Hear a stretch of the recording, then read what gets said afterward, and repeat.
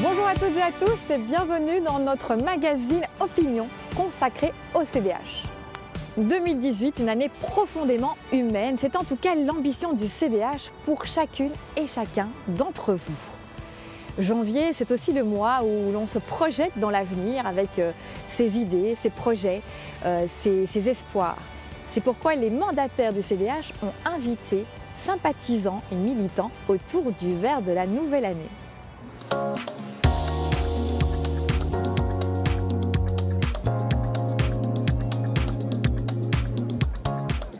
Chaque année en janvier, je souhaite rassembler les habitants de ma commune et des environs. On partage ensemble beaucoup de choses tout au long de l'année. C'est l'occasion de faire le bilan, de se souhaiter une bonne année à venir et surtout de partager ensemble des projets parce qu'il est important que les gens s'investissent aux côtés des politiques pour faire avancer très concrètement les choses.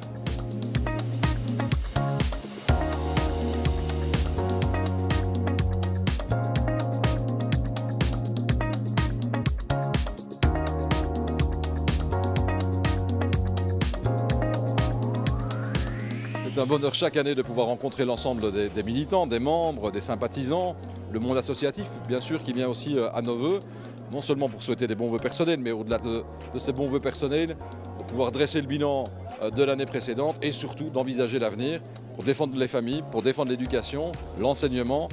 Et au cœur de ces rencontres conviviales, c'est l'occasion aussi bien sûr d'échanger et d'entendre les propositions de la société civile, de citoyens intéressés qui nous rejoignent. C'est vraiment toujours un plaisir de venir aux vœux du CDH, se souhaiter plein de nouvelles choses pour cette année qui commence, qui sera évidemment un peu particulière, vu qu'il y a des échéances électorales en octobre prochain.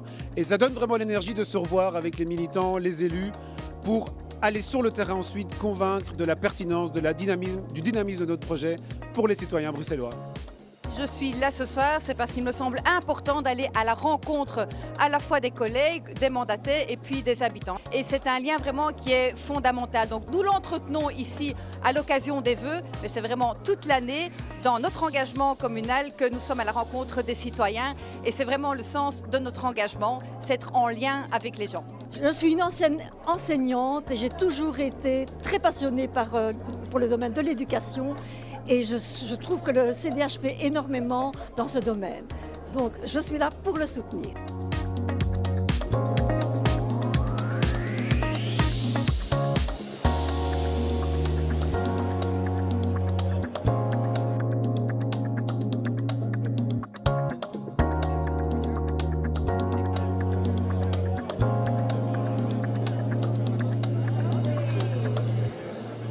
À présent, le large chapitre consacré au grand congrès du CDH à Namur.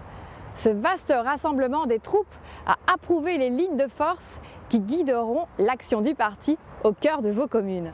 Avant de passer tout cela en revue, coup de projecteur sur les coulisses de cet intense processus participatif qui a abouti à plus de 400 propositions concrètes.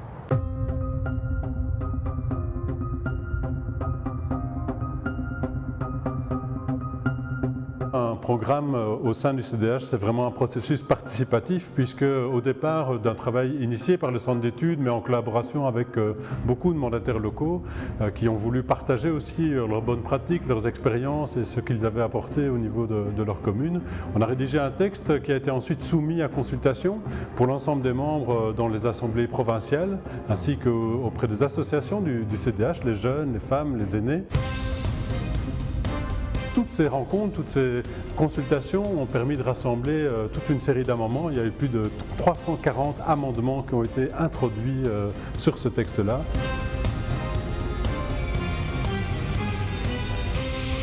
Ces amendements ont ensuite été soumis à un pré-congrès le lundi 27 novembre et lors de ce pré-congrès, tous les amendements ont été soumis au vote. On a pu débattre, les défendre, exprimer des voix contraires et puis enfin décider.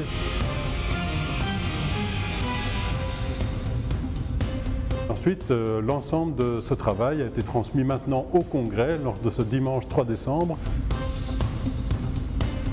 c'est l'instance la plus importante au sein du CDH qui approuve formellement ce programme. C'est vraiment un moment solennel qui va inspirer ensuite l'action de toutes les sections locales pour initier justement ce programme communal et qui va permettre dès lors d'approuver définitivement le programme qui tracera vraiment les marques humanistes pour ces élections d'octobre 2018.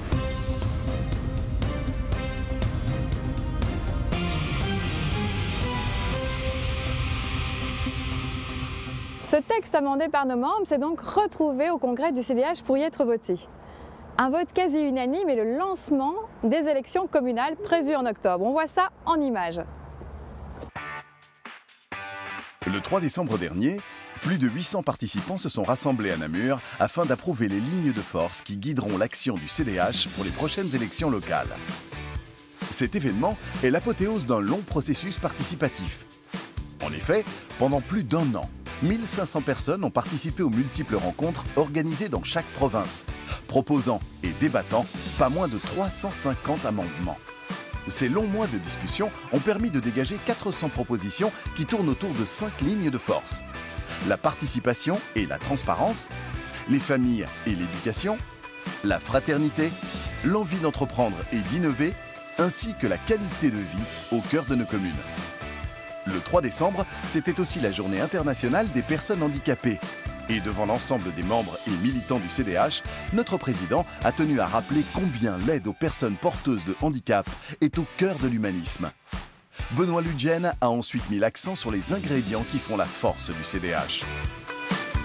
Mesdames, Messieurs, pour tracer notre voie, nous pouvons compter sur 3 atouts majeurs. La force de nos valeurs, la créativité de notre projet et l'engagement de chacune et de chacun d'entre nous. Le CDH, c'est 70 bourgmestres, 340 échevins et présidents de CPAS et 1200 conseillers locaux. À travers notre engagement communal, nous pouvons choisir les changements, nous pouvons les préparer, les orienter et les prendre en main. Après les débats, le moment du vote. D'autant plus solennel qu'il pose les jalons du futur programme électoral. À la quasi-unanimité des voix, les 400 propositions et lignes de force ont été validées avec enthousiasme par les membres présents. Notre projet porte le nom féminin de fraternité. Soyez-en fiers, soyez confiants, soyons dans chaque commune des visages de cette fraternité humaine. Merci à vous. On l'aura compris, c'est par le débat que le CDH veut apporter des réponses structurantes aux enjeux sociaux, économiques et environnementaux dans nos communes. Après l'intensité des échanges formels, place au plaisir de la convivialité. L'occasion pour les différents membres de se retrouver et d'échanger en toute détente. Ce sont eux, les artisans de cet immense travail couronné de succès, par la présence aussi active que massive. Et parce qu'au CDH, on ne fait pas les choses à moitié, tous se sont vus proposer des formations de premier choix pour les aider à préparer au mieux les prochaines échéances électorales.